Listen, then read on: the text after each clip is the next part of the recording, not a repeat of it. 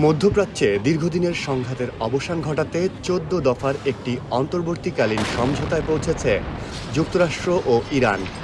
ইসলামাবাদ সমঝোতা স্মারক নামে পরিচিত এই চুক্তির মাধ্যমে যুদ্ধ বন্ধ, হরমুজ প্রণালী উন্মুক্ত করা, নিষেধাজ্ঞা শিথিল করা ছাড়াও পারমাণবিক ইস্যুতে আলোচনার নতুন পথ তৈরি হয়েছে, এমনটি জানিয়েছে রয়টার্স।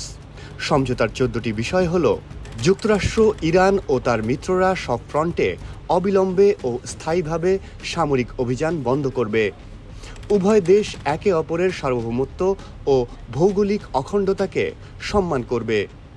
সর্বোচ্চ ৬০ দিনের মধ্যে চূড়ান্ত শান্তি চুক্তি নিয়ে আলোচনা সম্পন্ন করা হবে।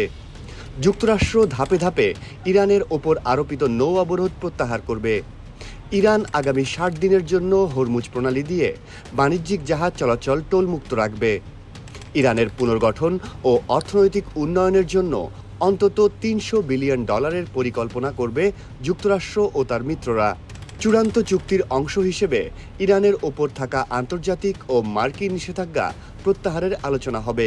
ইরান পুনরায় ঘোষণা দিয়েছে যে তারা পারমাণবিক অস্ত্র তৈরি করবে না।